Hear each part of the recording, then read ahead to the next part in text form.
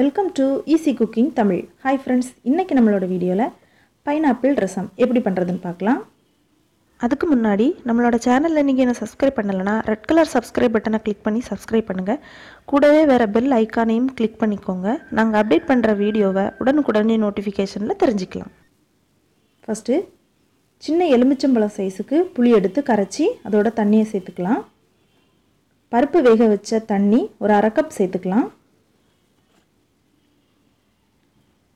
ஒரு கப் அளவு தண்ணி சேர்த்துக்கலாம்.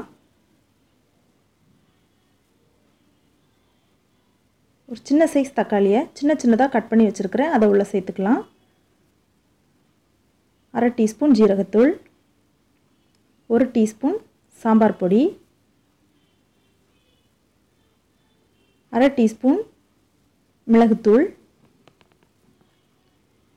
1/4 டீஸ்பூன் பெருங்காயத்தூள், 1/4 டீஸ்பூன் மஞ்சள் தூள், தேவையான அளவு உப்பு.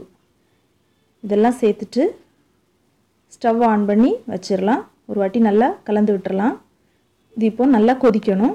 இப்போ இந்த மாதிரி 4 பைனாப்பிள் பீஸ் எடுத்துருக்கிறேன்.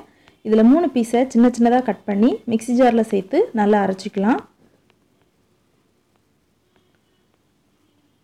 இப்போ இதில் ஒரு 1/4 கப் அளவு தண்ணி சேர்த்து இதிலிருந்து ஜூஸ் எடுத்துடலாம். நீங்கள் ஃபஸ்ட்டே வேணாலும் தண்ணி ஆட் பண்ணிக்கலாம், அரைச்சப்புறம் சேர்த்தாலும் ஓகே தான்.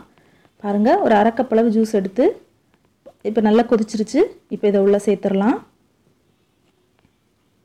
மீதி இருந்த ஒரு பீஸை சின்னதாக கட் பண்ணி இதோட சேர்த்துக்கலாம். ஒரு வாட்டி நல்லா கலந்து விட்டுறலாம்.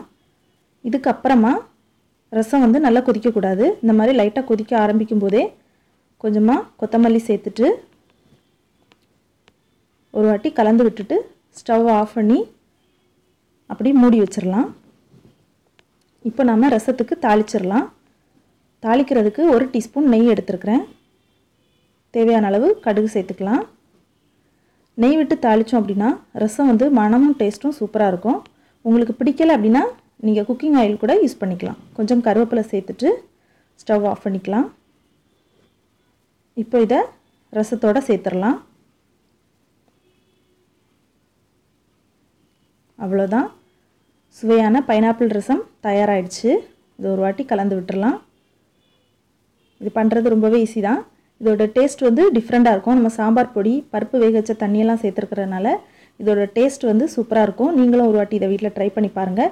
இந்த வீடியோ உங்களுக்கு பிடிச்சிருக்கோம் நம்புகிறோம். இந்த வீடியோ உங்களுக்கு பிடிச்சிருந்தால் லைக் பண்ணுங்கள். மறக்காமல் இந்த வீடியோ உங்கள் ஃப்ரெண்ட்ஸுக்கு ஷேர் பண்ணுங்கள்.